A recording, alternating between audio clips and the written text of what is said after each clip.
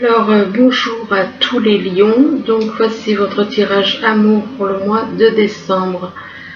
Donc, bien entendu, c'est un tirage général. Il ne peut pas parler à tout le monde. Donc, vous prenez uniquement ce qui vous parle et vous laissez le reste.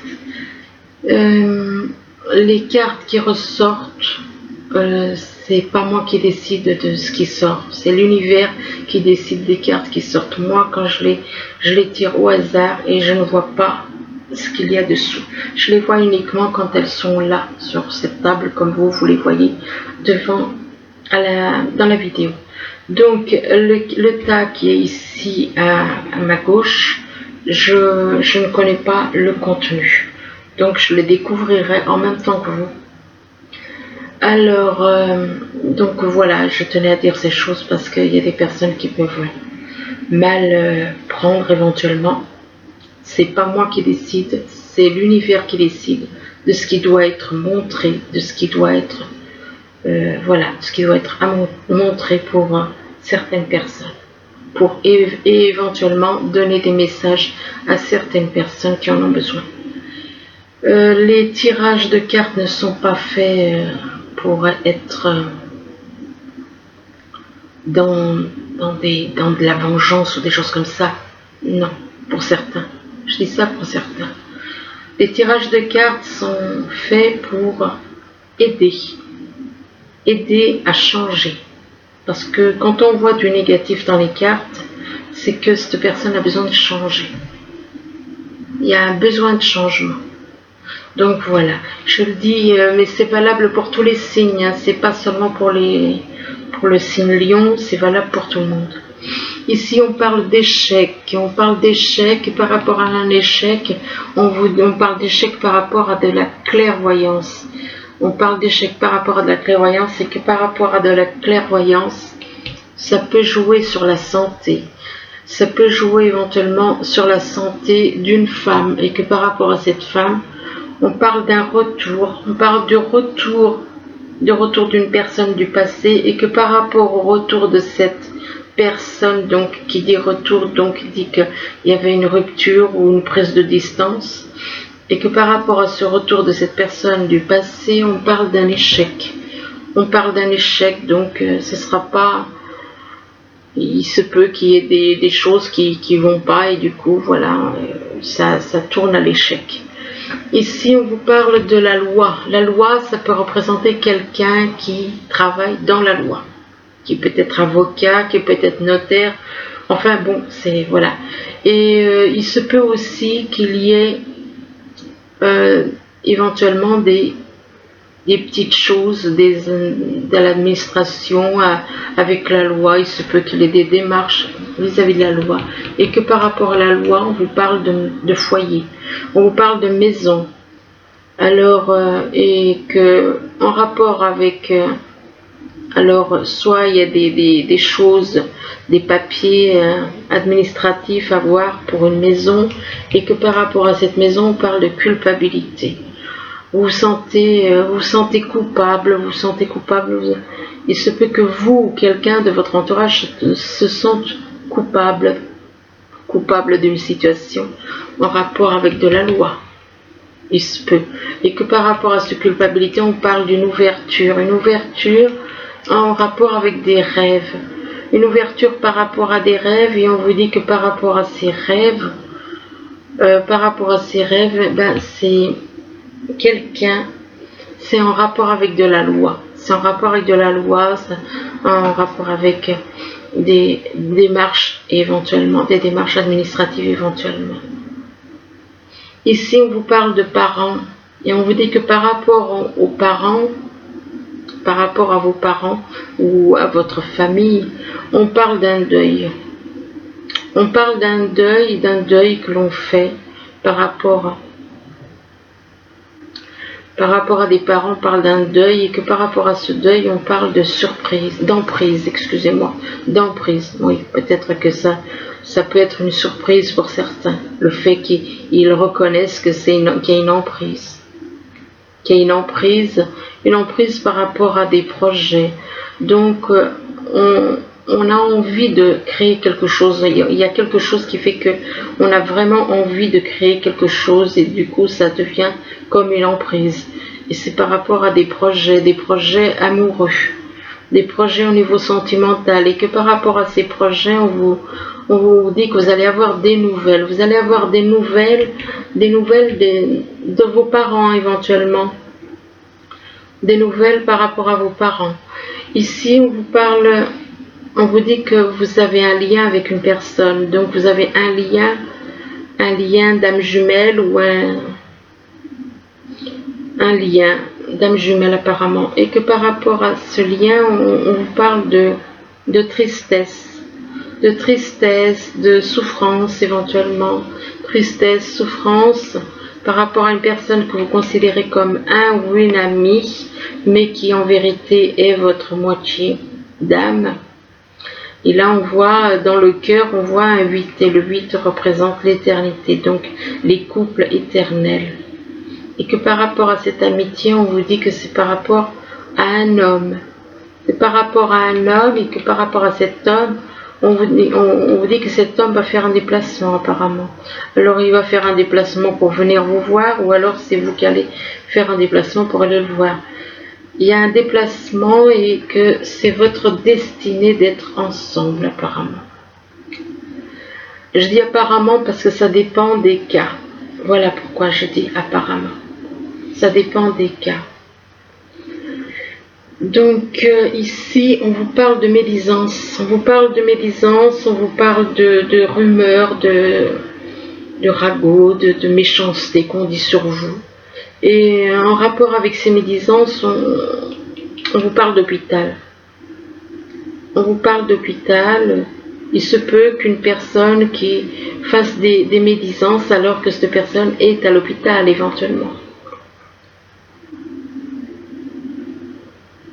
C'est possible qu'une personne fasse de la médisance, des méchancetés, dise des méchancetés sur vous pendant qu'il est à l'hôpital. Et avec l'hôpital, on parle de soins médicaux, d'intervention éventuellement. Et par rapport à l'hôpital, on vous dit que c'est le bon moment. Que c'est le bon moment, on vous parle que par rapport on vous dit que c'est le bon moment, on vous parle de synchronicité, de coup de chance. Et là, on vous parle de collaboration. Alors, est-ce que c'est possible qu'il y ait de collaboration, de compromis positif, de coopération par rapport à quelqu'un qui habite au bord de la mer? Et que par rapport au bord de la mer, cette personne qui habite au bord de la mer est dans les médisances, dans les rumeurs, dans les méchancetés. Et là, on vous parle d'un coup de théâtre. On vous dit qu'il y a un coup de théâtre, qu'il y a un rebondissement, un rebondissement va avoir lieu par rapport à une personne du signe Capricorne. Donc, c'est peut-être quelqu'un autour de vous qui est Capricorne, ou qui a le Capricorne dans son thème, une personne autour de vous, et que par rapport à cette personne du Capricorne, on parle éventuellement aussi d'une autre personne du signe Gémeaux. Donc un coup de théâtre entre une personne Capricorne et une autre du signe Gémeaux, ou qui a le Gémeaux dans son thème, que la personne a le Gémeaux dans son thème natal. Pareil pour le Capricorne, c'est possible que ce ne soit pas le signe, mais que ce soit l'ascendant ou le signe lunaire. Donc un coup de théâtre par rapport à un Capricorne et un Gémeaux. Et que par rapport au Capricorne et au Gémeaux, on parle de démarches. On parle de démarches, d'actions qui seront entreprises. D'actions qui vont être entreprises, et on vous dit que vous allez avoir des discussions par rapport à ces démarches. Il y aura des discussions, des échanges.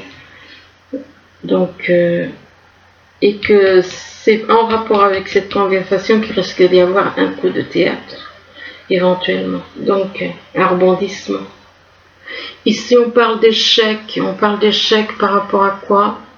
Échec par rapport à de la loi, par rapport à de l'administration éventuellement, ou quelqu'un qui est dans la loi, une personne qui est dans la loi, qui fait que les choses échouent. Cette personne, elle manipule. Cette personne qui travaille, qui connaît la loi, elle manipule.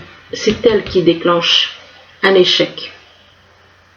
C'est cette personne qui est dans la loi qui déclenche un échec.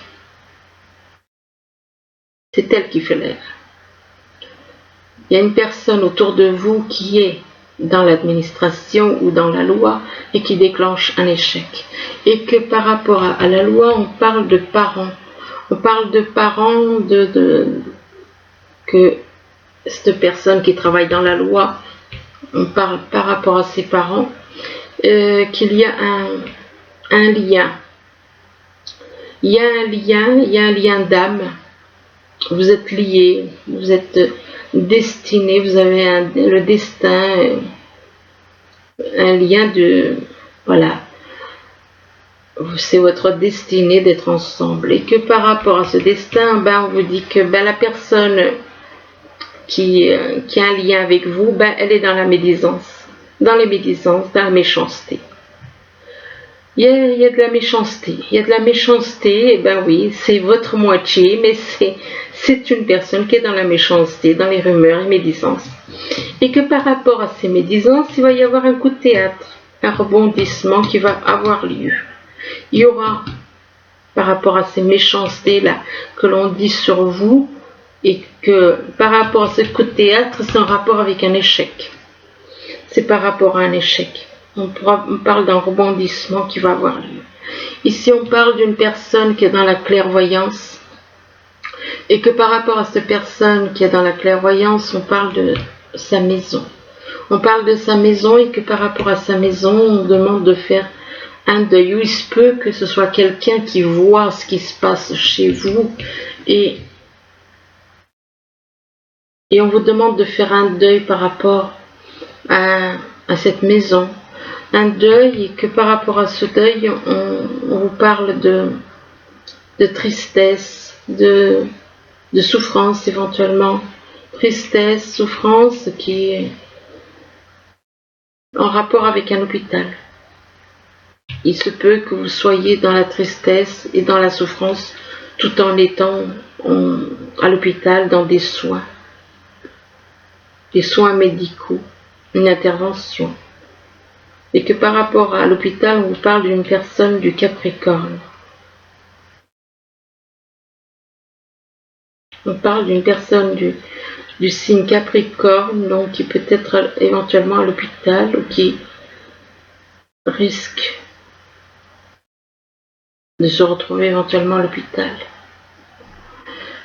Ici, on vous parle de santé, que par rapport à la santé, on vous parle de culpabilité. Donc, il y a vous avez la santé, mais la culpabilité peut jouer sur votre santé. La culpabilité peut vous jouer sur votre santé et que par rapport à de la culpabilité, c'est en rapport avec une emprise. C'est en rapport avec une emprise et que par rapport à cette emprise, on vous dit que c'est votre âme jumelle. Pourquoi? Parce qu'il y a le chiffre 8 dans le cœur. Et quand il y a le chiffre 8 dans le cœur, c'est un amour qui n'a pas de fin. Et par rapport à cette personne qui est votre âme jumelle, on vous dit que c'est le bon moment. C'est le bon moment. Et là, on vous parle d'une personne du signe, ou bien que vous avez quelqu'un, soit le Gémeaux est dans votre thème natal, soit il y a quelqu'un autour de vous qui a le Gémeaux dans son thème natal. Et par rapport au Gémeaux, on vous parle de santé. Pardon. On parle de santé. On parle de santé, donc. Ouais, il se peut que la santé soit un petit peu, voilà, par rapport à de la culpabilité. Par rapport à de la culpabilité. Ici, on parle d'une femme et que par rapport à une femme, il y a une ouverture. Une ouverture en rapport avec des projets, sentimentaux vis-à-vis d'un homme, avec un homme, et qu'avec cet homme, on parle de collaboration, de compromis positifs, de coopération. et des démarches, de faire des démarches, d'aller faire des démarches. D'aller faire des démarches, des actions seront entreprises avec cette femme. Et si on parle de retour, qui dit retour, on dit qu'il y avait une coupure, ou bien la personne était, il y avait une prise de distance éventuellement. Donc il y a une personne du passé qui revient, et que par rapport à cette personne qui revient, on parle de rêve. De rêve, vous avez des rêves, cette personne a des rêves par rapport à vous, des rêves, envie de créer quelque chose dont cette personne rêve, ou que vous rêvez ensemble. Et en rapport avec ces rêves, on vous parle de nouvelles. On vous parle de nouvelles par téléphone ou SMS. Et en rapport avec ces nouvelles, il va y avoir un déplacement. Suite à ces nouvelles, il y aura un déplacement. Un déplacement et éventuellement par rapport à quelqu'un qui vit au bord de la mer. Et que par rapport à la mer, on parle d'une conversation avec quelqu'un donc qui vit au bord de la mer. Et cette conversation, par rapport à cette conversation, c'est justement avec cette personne qui revient du passé. Donc cette personne avec qui vous étiez en froid, ou avec qui il y avait une rupture, et vous allez avoir vous allez discuter ensemble. Là, on vous dit entraînez-vous, on vous dit grâce à une pratique quotidienne, vous pouvez parfaire vos compétences et vos dons tout en gagnant en assurance. Donc là, on vous dit quoi? Entraînez-vous. On voit quoi? Une jeune femme qui est en train de jouer une espèce de flûte. Donc peut-être qu'elle aime faire ça. Elle doit aimer jouer jouer d'un instrument de musique, et du coup on lui dit de s'entraîner, ce qui veut dire, si on lui demande de s'entraîner, c'est que cette personne est douée pour la musique et qu'elle peut éventuellement faire carrière là-dedans. Donc, et par rapport à la musique, là vous faites de s'entraîner, on vous dit que tout va bien, on vous dit ne vous inquiétez pas, tout se déroule merveilleusement bien. Bon, si on vous dit que tout va bien, et que là on vous dit tout va bien par rapport à quoi? Un projet professionnel. On vous dit que tout va bien par rapport à un projet professionnel, et on vous dit poursuivez en toute confiance un nouveau projet professionnel ou une nouvelle opportunité de carrière. Et par rapport à ce projet professionnel, on vous demande d'écouter votre intuition avec les chouettes. D'écouter votre intuition, mais en même temps, on vous parle de dialogue éventuellement. Mais on vous dit que écoutez votre intuition, parce qu'on vous dit attention. Là, on parle des dés. Les dés représentent le jeu. Donc, est-ce que c'est vraiment sincère tout ça? Il y a quand même une histoire de dés qui ressort. Égale jouer, comme si on veut jouer avec vous. Comme si on joue avec vous. Le dé, c'est un petit peu comme l'histoire de la marionnette, quoi. C'est comme si...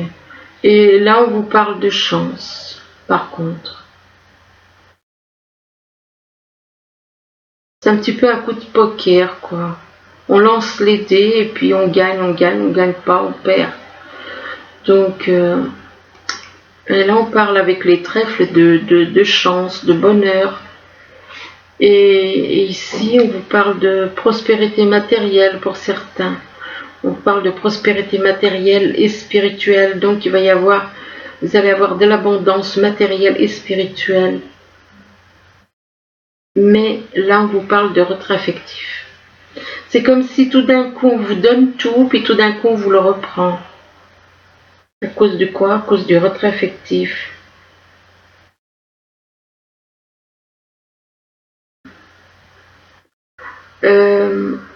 Et on vous dit que par rapport à ce retrait affectif, c'est un petit peu comme si c'était votre destinée. On parle de destinée, oui, mais la destinée, il faut dire que c'est fait, voilà, nous sommes programmés, donc. on parle de destinée, et puis là on vous dit non. On vous dit non. Et ici on vous dit, ben il va se passer, vous allez être réunis, mais dans un an. Pas maintenant. On vous dit dans un an. Et là on vous dit, demeurez positif. Et vous serez réunis, mais dans un an. Et on vous demande de demeurer positif. Et on vous dit qu'en demeurant positif, on vous demande de demeurer positif malgré tout. Et puisque vous risquez d'être déçu, déjà la carte du dé ici qui n'est pas bien bonne. Ici on a la carte de retrait affectif. Là on a la carte du non. Il y a 3 cartes. Et que par rapport au fait de demeurer positif, on vous parle d'amour universel. On vous demande de retrouver la pureté, l'innocence, de prendre soin de vous. Et que par rapport à cet amour universel, donc on vous demande de redevenir comme un enfant, quoi. De retrouver la pureté d'un enfant, l'innocence d'un enfant. On vous dit que vous vous questionnez, vous posez des questions. Soit vous, soit quelqu'un de votre entourage. Il y a des questions, on se pose des questions.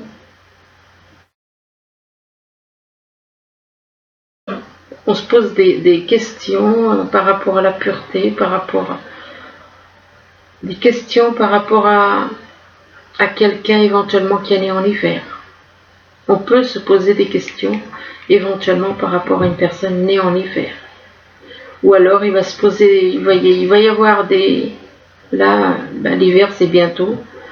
Il peut y avoir beaucoup de questions, qu'on puisse se poser beaucoup de questions en hiver. Ou vis-à-vis d'une personne qui est née en hiver, ou en hiver. Donc on peut se poser pas mal de questions. Et là on vous parle de...